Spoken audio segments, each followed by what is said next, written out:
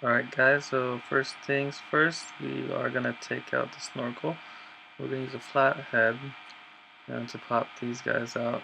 There's only two of them, so we're going to pop them out and detach the snorkel.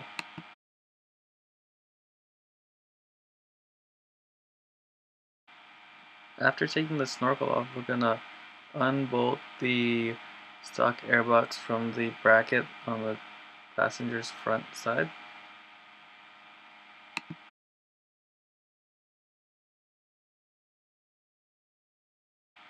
Now we're going to remove the bolt of the stock airbox from the frame of the engine bay. Now that we got those bolts out, we could take the front portion of the airbox out.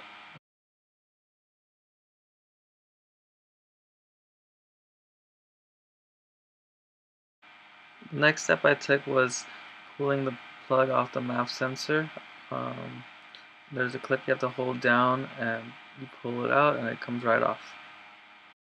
After that, I took the bolt off that holds the intake tube onto the bracket at the bottom of the car.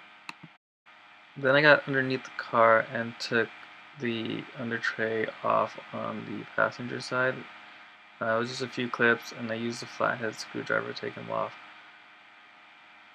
This gave me enough access to unscrew the clamps off the turbo inlet and the intake pipe.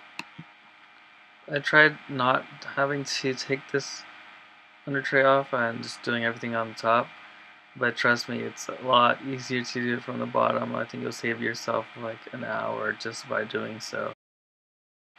Now you can pull the under tray down and you'll have access to the hose clamps on the intake tube and you would loosen those up. Now you can work from the top of the car to take the intake box and then the entire length of the tube out. It'll take some muscle, but it'll come right out.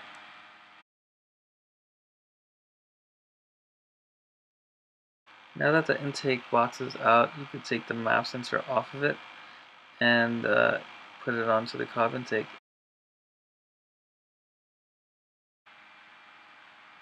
Make sure you use the hardware supplied by Cobb to bolt these down, because the stock ones won't work. So now that the MAP sensor is on, we're going to slip in the intake tube into the engine bay.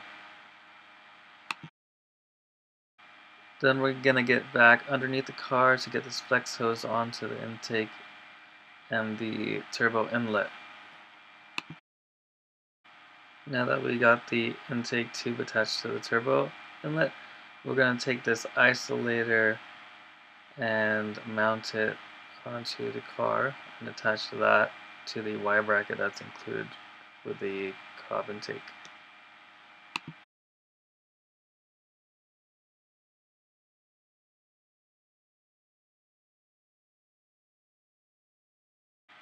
Alright, almost done guys.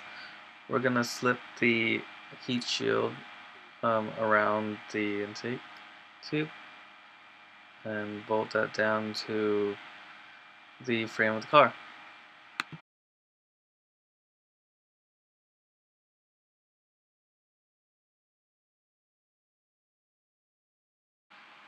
Now let's get the MAP sensor extension and plug the MAP sensor in to make sure that's secure. Finally, we're going to install the filter onto the other end of the intake tube and clamp that down. Alright, now that that's in, we're going to cover it up, put the heat shield cover on top, and screw those down to the heat shield.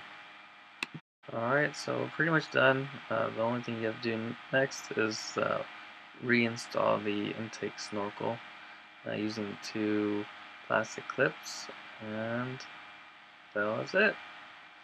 I hope you enjoyed, and I hope you got your intake installed fine, and stay tuned for more videos.